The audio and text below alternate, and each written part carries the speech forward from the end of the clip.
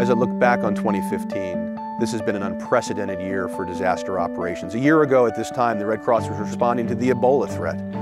And we followed that with floods, typhoons, earthquakes, acts of violence and mass shooting, more floods at the end of the year, and blizzards.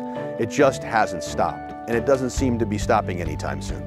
As we end 2015, we have 37 shelters that are open around the country, well over 235 people in those shelters as a result of tornadoes, floods, blizzards, and other natural disasters. And as we begin the new year, nearly 40,000 people at immediate risk of severe flooding due to the rare and historic flooding that is now impacting the Mississippi Basin. We have established a national operation to manage food, shelter, and comfort from the north all the way down to Louisiana as the flood moves south. And we are mobilizing people, vehicles, and materiel so that we can support communities all along the river as the flood impacts them. Since we had this spate of severe winter weather that began really about 2 days before Christmas, we have had nearly 8,000 overnight shelter stays.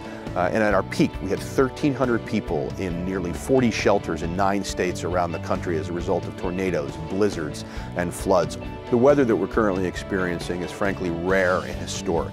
The flooding, for instance, we have not seen forecasts of this type of flooding since at least 2011.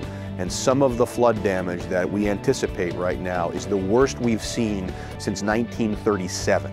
There are 3 ways you can help the Red Cross. You can volunteer, and that can be a couple hours of your time on a weekend, or it can be weeks deployed to help people in different states when they encounter disaster. You can give of your blood. That's a gift from the heart. It takes 10 minutes to give a pint of blood, and you can save a life that way. Or you can give money, and money buys comfort, money buys hope, and money buys essential needs for people who are suffering through emergencies. And you can help in all of these ways by calling 1-800-RED-CROSS or going to redcross.org to get additional information about how you can help.